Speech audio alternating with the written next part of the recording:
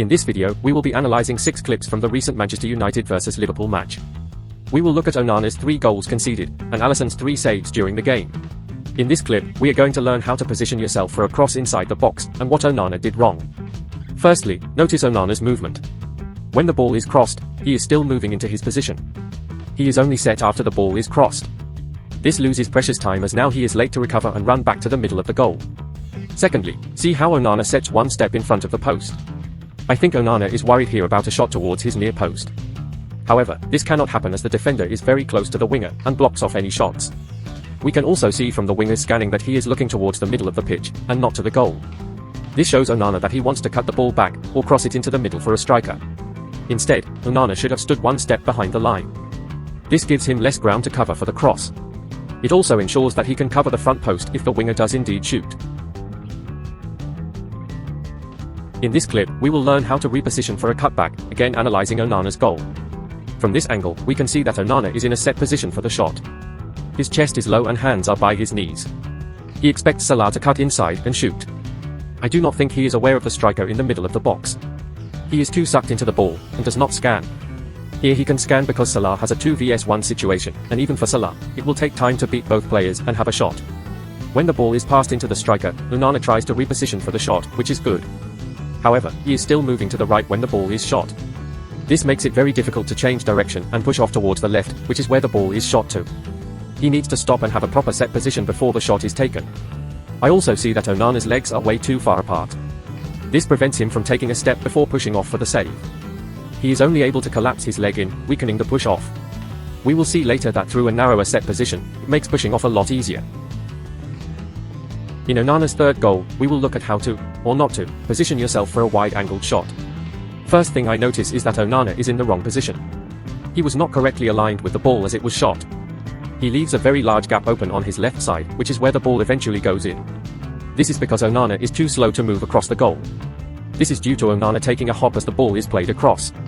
This not only wastes time, but also increases the time Onana needs to restart his run across goal.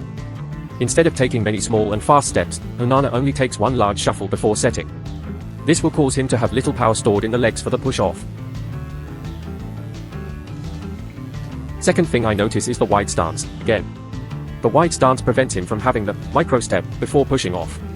The stance also forces him to take a step inward as the push-off step, instead of stepping outward. This causes Onana to lose a lot of power, and not get the reach that he needs to save the shot. To recap, Onana needs to close the legs to his shoulder width, so that he can have a strong push-off. He also needs to move quicker across the goal with smaller steps. From Alisson's first save, we will explore how to react to a shot you cannot see. When the ball is shot, there are 3 defenders in front of Alisson. Because they are all spreading their body to block the shot, it actually blocks Alisson's vision of the ball. To counter this, we see that Alisson actually leans to his side, looking around the defender to see the ball. This is important, as it makes sure that he knows when the shot is coming and where it is headed to. As the shot travels through the bodies of the defenders, Alisson is partially able to react and anticipate that the ball will travel to his right. He preemptively dives in that direction. However, it is crucial that he keeps his head up and does not dive 100%. If there is a deflection, he needs to be able to try his best and react accordingly. If he had dived fully or kept his body down, he will not be able to react, and will be blindly hoping that the ball hits his body. This is what helps him perform the save. As the ball travels through the legs of the final defender, Alisson watches the ball and is able to get his hands on it. Since he gets his hands to the ball, he is able to direct the save to where he wants the ball to go, which is to the area with no attackers. In this clip, we will learn how to set, and how to get to a ball that is shot towards the bottom corner. Firstly, as the ball is knocked down for the shot, this gives Alisson time to get into a proper position. In his repositioning, he takes many short but quick steps backward. This lets him find an ideal position, not too low that he has too much of the goal to cover, and not too high that he does not have time to react. As the ball is hit, look at Alisson's set position. The legs are narrow, around shoulder width apart. This will allow him to run and dive, being quicker, rather than pushing off from a standing position like Onana. He also swings his arms backwards and takes a small hop, which generates power and creates momentum for the dive, making him more explosive and fast. When the shot comes in, Alisson does not directly push off, but makes a run to the ball. He actually pushes off with the opposite leg, which is not usual, as it does not generate that much power in the dive. However, in this case, it still works as the 2 steps of running are able to cover the distance required and lets Alisson reach the ball in time.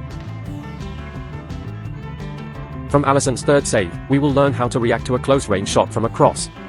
When the cross is taken, Alisson stands in between the middle of the goal and the front post. He is able to cover both the front post and the middle with 2 steps.